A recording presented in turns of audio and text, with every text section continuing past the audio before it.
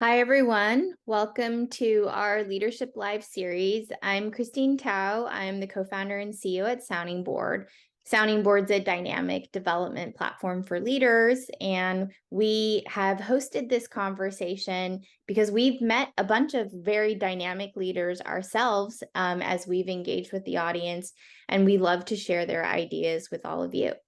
And so I am thrilled to be introducing Jerry Hu. He is my guest today.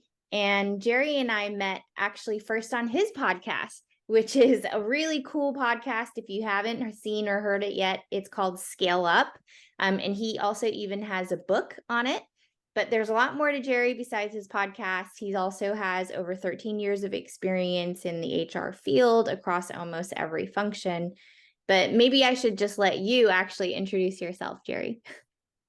Yes. Hi. Thank you so much, Christine, taking the time, coming to my podcast, returning the favor to you today. So I am tuning in from Singapore. It's 9 a.m. here. A little bit about myself, right? So you can go on LinkedIn, you can listen to my podcast, you will probably find a lot about me, read my book. My origins is kind of the three countries I was talking about: China, Japan, and the US. Got a family spread across, and then I grew up kind of in all these places. I've personally lived in 5 countries. I've also lived in Hong Kong and India. India, I went there for yoga retreat. I'm a certified yoga teacher. I'm a Lululemon ambassador. so, Amazing. so if you're interested to my yoga classes, always welcome to check it out as well. Personally, my work experience, it was kind of a coincidence, how I get to the HR field as well. I actually started as a kind of like a marketing person, sales and marketing with a company called Groupon. That was in 2011. They were in the hyper growth mode. Our founder is Andrew Mason. If you know, he's recently started something very interesting as well in the AI space. Yeah, I started there. I went for a graduate study in the IO psychology field. Then afterwards, I was just traveling, and then I met a headhunter. I was asking him, if you could find me something, and then he said, "Why don't you work for us?" So that's how my recruiting career started. Yeah, and then one thing led to another. I think now I would conclude myself have worked in sort of multiple stages of the company. I'm really fortunate in that kind of from companies to Series B to Series C, 100 to 1,000, and then from when I joined Alibaba was kind of 20,000 people. When I left was 200,000 people, and then very recently I was with AWS. It's 20. Amazon is 25 years now. AWS is 15 years. It's coming to Asia. It's close to 10 years now. So I was Mhm. part of the APAC recruiting team.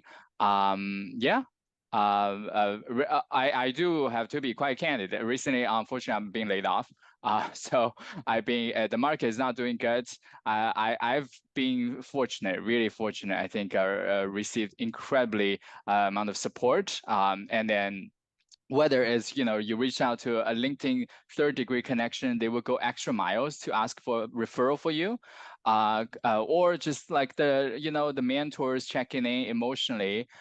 So these all really led me to kind of I started this podcast called Scale Up, because I feel like, hey, when the economy is bad, dark times like this, actually there's a lot of sympathy, there's a lot of kindness in the world, and Yeah. then people love to share their experiences, especially for people who have not gone through the market downturns, right? First of all, it's not a new thing. It Yeah. has happened before, and there are ways to get out of it. There are things you can do, to survive. How do you survive it? So these are basically really the objective of this podcast.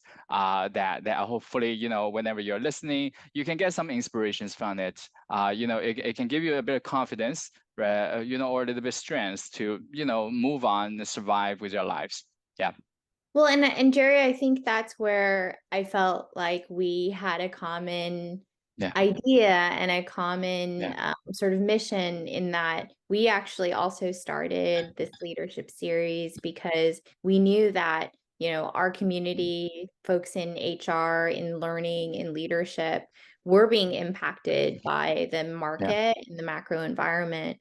And where's there a way that we could help one show a little bit of who they are, right? And some of your background that somebody might not normally see, but then two, also showcase some of the incredible work that you've done, because we've just been so impressed when we get to talk to folks around some of the very impactful initiatives that they have led. And, we also know a lot of people are taking time to learn now and think Yes. about developing their skills and skill sets, right, in different ways as they're also looking for new opportunities. So, sharing the knowledge around like the type of work you've done and how you were able to make that successful. I think the people here are going to be really excited because, in our conversation before, you've done a lot of really interesting work, whether it's on the recruiting side where you started, but also over in, what you're calling talent intelligence. And so, and then over into, what nobody can get away from talking about today, AI and generative AI. And so I thought we could dive deeper into some of that. And maybe we can start first just with like, how do you define talent intelligence? And maybe tell us a little bit more about some of the work or initiatives that you've done in that realm. Yeah, thank you so much, Christine. So over the past few years, I've done quite a lot on this topic as well. I think I was really fortunate to be kind of building up, this function really from zero to what the hell is talent intelligence. And it's quite unfortunate, I think, for the past 5 or 6 years or so, whenever I'm giving this talk, people is going to ask me the same thing, even though the field itself has been really elevated or evolved tremendously in EMEA and the NAMER. All major companies, not even just tech companies anymore, they have this function. They're building up this function. Yeah. But unfortunately, APAC, I think, is still, building up. People are still like, hey, is it something to do with system technology? Is it something to do with TA sourcing, executive recruiting? Yes. So I am actually gonna give the same thing topic. Kind of the how do you use TI, leveraging TI to weather through the market downturn and also embrace the AI revolution, because I think it is a turning point, I would say, and we're already seeing the changing landscape that the field of TI is going to be amplified. It's going to be coming to the spotlight with generative AI literally unleashes its potentials. So, and I start off with my presentation to talk about the journey of TI as well, right? So TI, talent intelligence. So my dear mentor, Toby Kosho, who's like a mentor of me, he also works at Amazon, but previously he's with Philips. So I call him the father of talent intelligence. He recently published a book called Talent Intelligence as well. So in 2016, he's sort of the person kind of started out that building up a function in the Philips when he was working at. It's just like David Green, if you know, in UK, who's kind of the father of the people analytics, right? And it started kind of sits with the TA, right? Executive recruiting, that's what his team was doing. And then they soon found out, hey, those executive recruiters or those TI researchers, they're very good at data. So they assigned them to do a lot of reporting and dashboards. And that's when I think it has shifted to this analytical angle.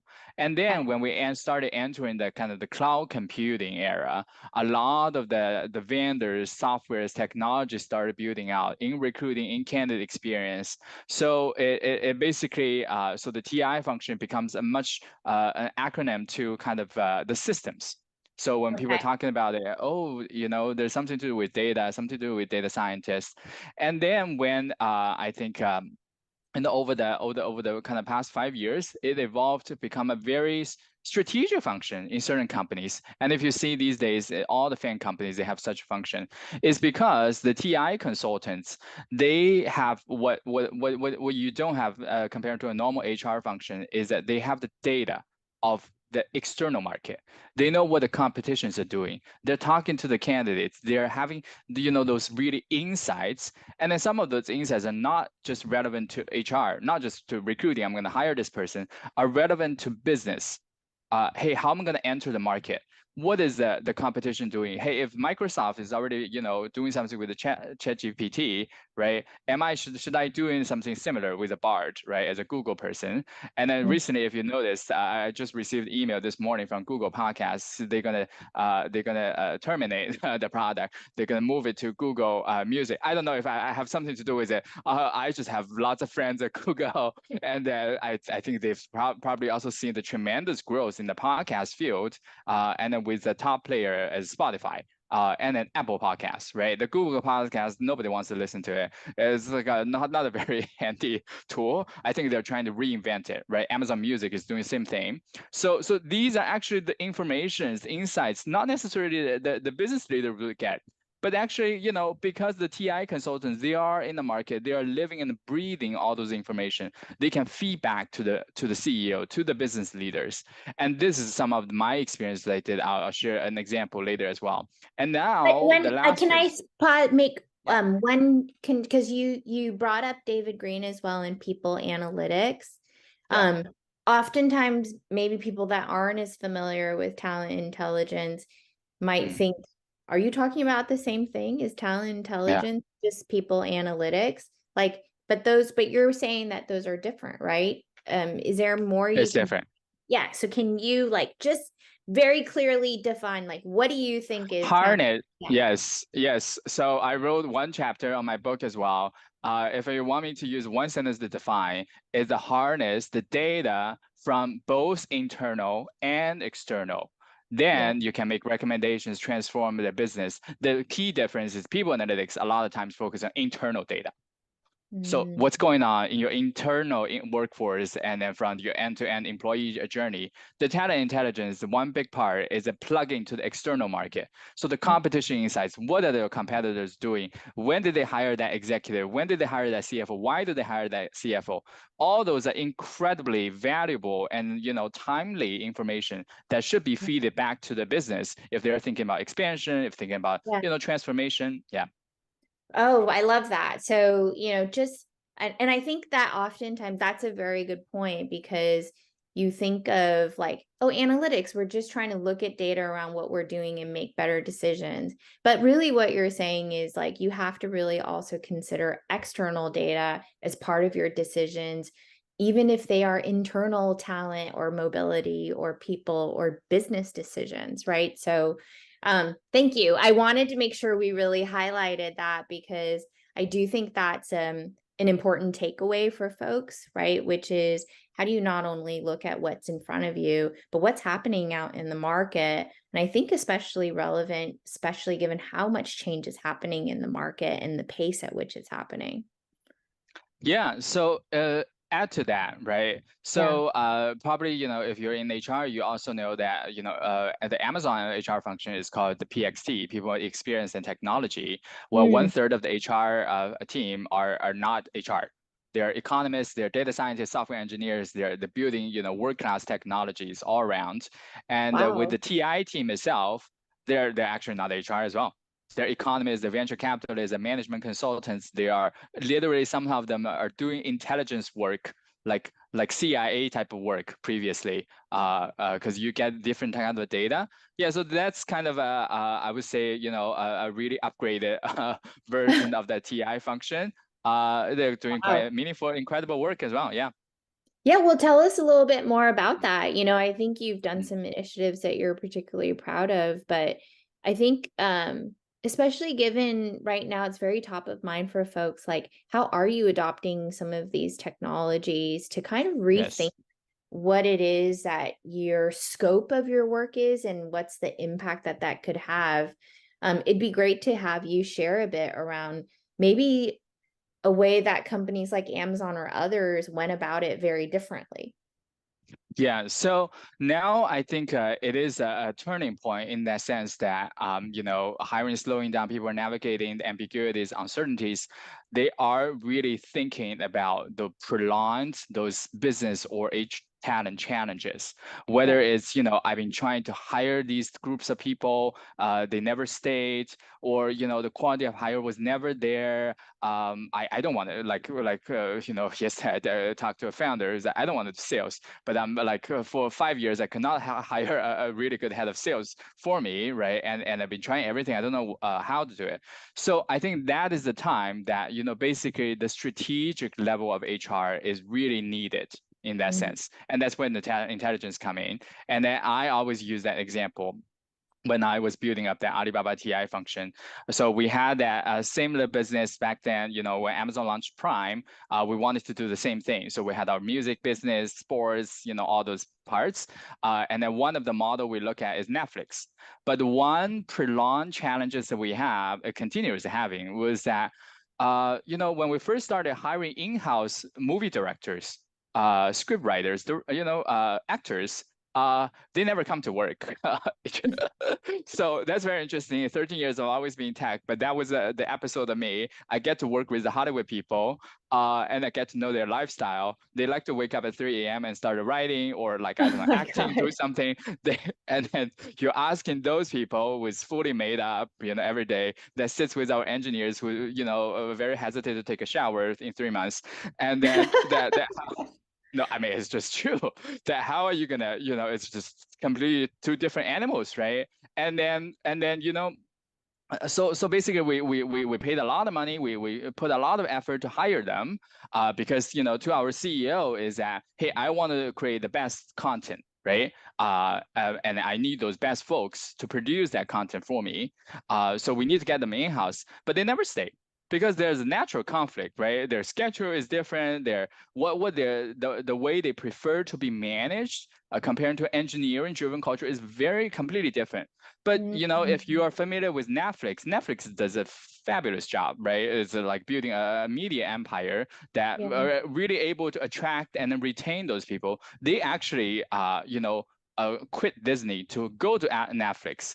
So you know, when these problems, right, surface, so the TI team, right, when we came in, we actually first dissect the problem, to see, you know, so three of the questions we want to ask, right? Are you hiring the right people? Are you using the right way to hiring the right people? Or is the problem really hiring? So at the end of the project, we found out the problem is not hiring. You should not hire. So, and why is that? It's because there is the distinct difference between the Netflix culture, what Reed Hastings wants to build. By the way, a little advertisement here. We're gonna have somebody who worked closely with Reed Hastings coming to my show next week as well. He's gonna talk about the Aki Taha. So what Reed Hastings is trying to build Netflix is actually a media empire, and that's his goal. He grew up with this goal. So that, you know, how does Netflix, you know, doesn't have a HRBP model, right? It has there's 100 pages, you know, employee handbook. You can just read about it, and it's radical candor. You can take leave whenever you want. They're going to pay top of the market. Reed Hastings himself is a very, you know, they always ask, can you do better, right? That is an intense person as well in that sense. But that is actually the platform those creative talent crave for. Because the very difference between the creative talent versus the engineers is that the creative talent, they only need to succeed once. They just need to succeed once in their entire life. But only the 1% did that. Think about it. You only need one movie. You only need one Top Shot book or whatever, right? But in order to achieve that, you need a whole crew of those, you know, you need the best actors, the script writers, the producers to help you to do that. And Netflix basically created that platform for them. I see. Now, this is, you know, really the origins of the culture and how it's built and how it's able to retain, and then the creative talents, they love it. They love working there, the freedom of it, basically. But when you translate that into Amazon context, for example, if you're familiar with Amazon culture, I'm not going to go in there, or Alibaba context, right? It's very much engineering culture. You know, it's a lot about performance driven. Hey, you know, what is, you know, we're going to track your performance and data and everything, right? This is basically a natural conflict. And on top of that, the mission of Alibaba or Amazon trying to do a video business is completely drastically different from Netflix, from Reed Hastings himself.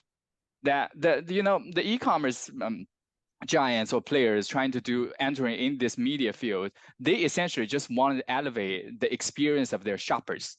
So like you don't just shop at Amazon anymore. You can watch a movie at Amazon. You can listen to some music at Amazon, right? Because I mean, the obviously the consumers are demanding more, not Yeah. more than just shopping and buying stuff. They want experience, right? So Yeah. that's why I'm going to sell you the experience. But ultimately, it still sits with my biggest, like, this e-commerce ecosystem. It feeds each other, feeds the cloud computing, feeds the financials, right? The same thing with Alibaba as well.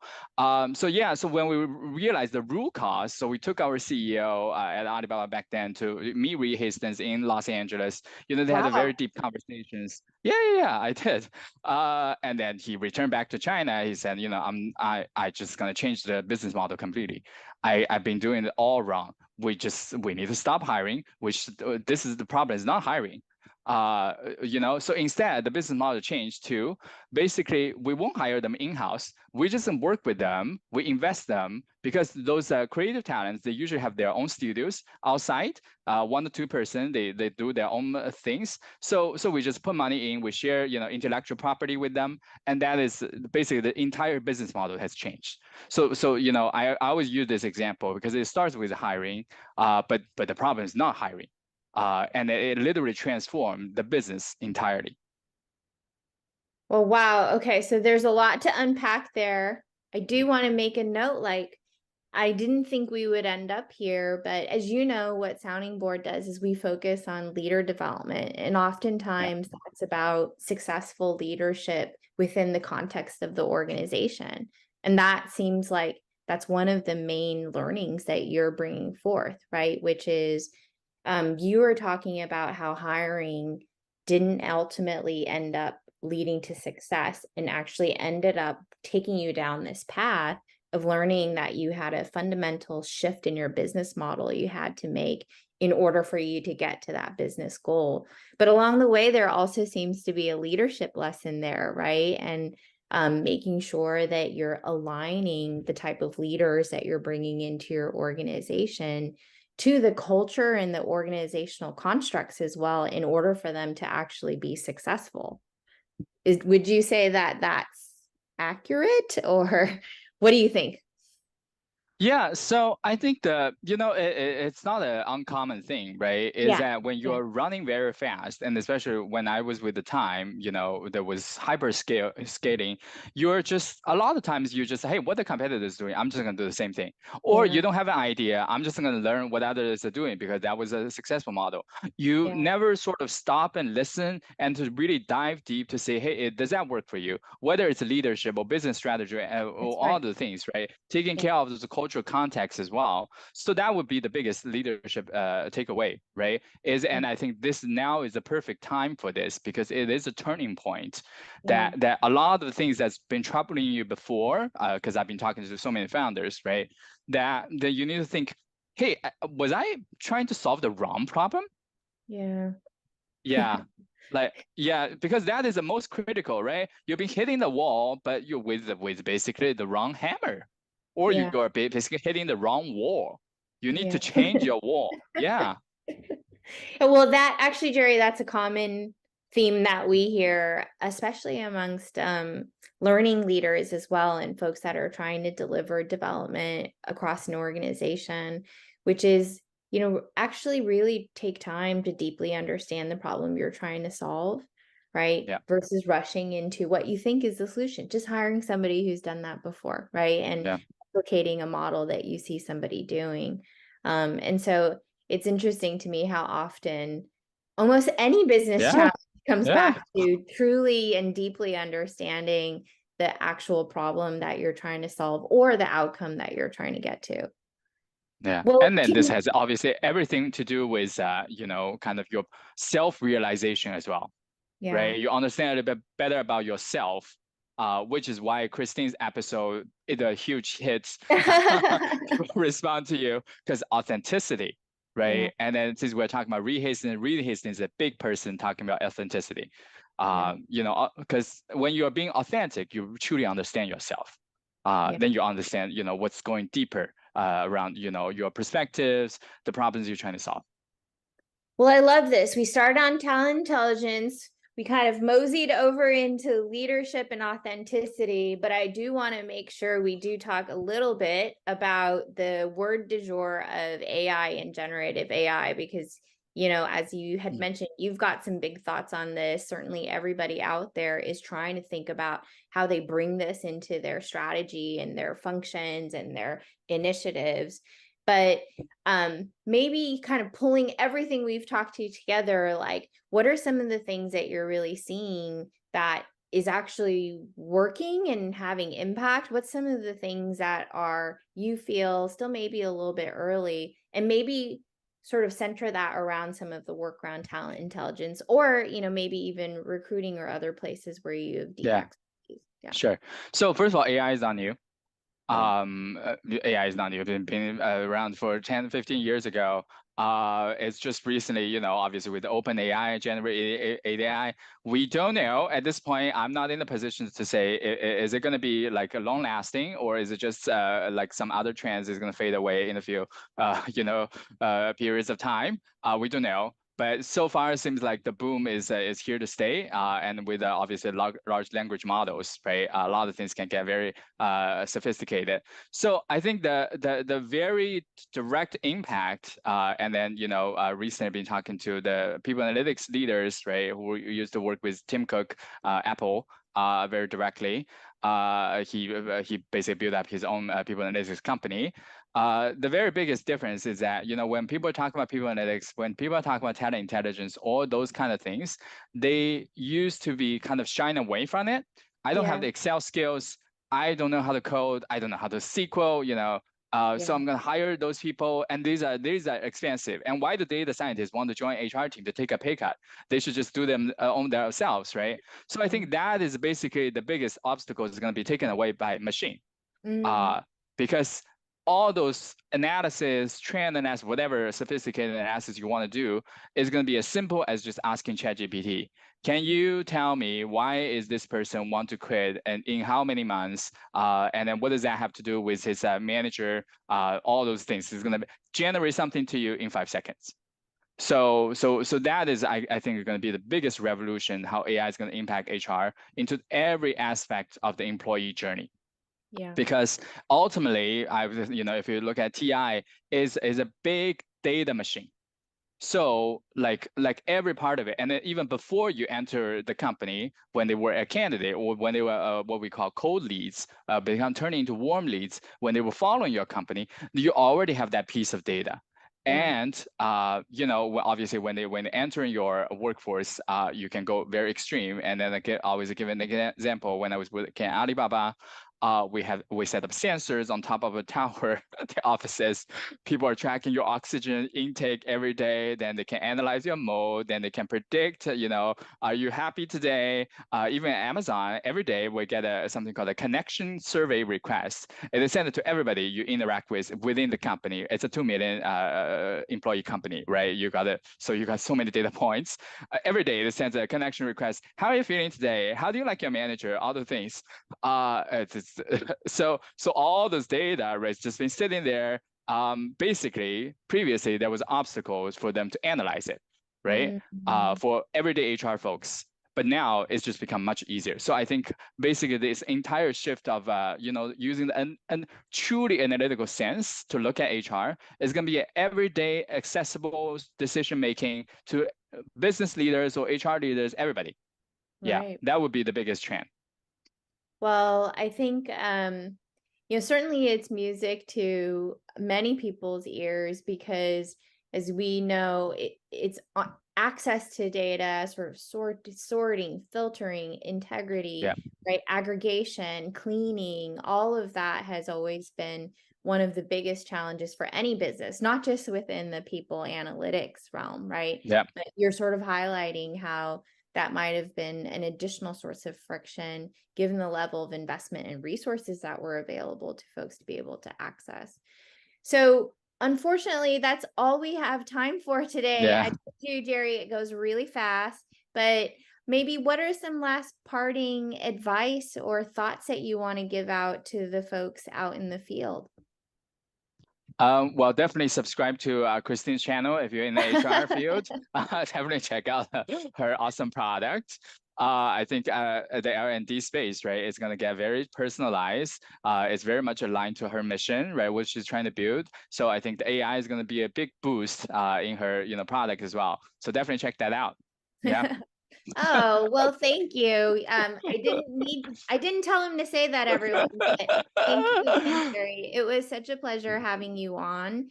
And for folks wanting to get in touch with him, please follow him on LinkedIn. He is a great Yeah. podcast. And he's also a free agent. So if you've been intrigued by Yes. what you've heard today, please reach out. And thank you again, Jerry, for coming on the show. Thank you too, Christine. You have a good day ahead. Bye-bye. Okay, you too. Bye.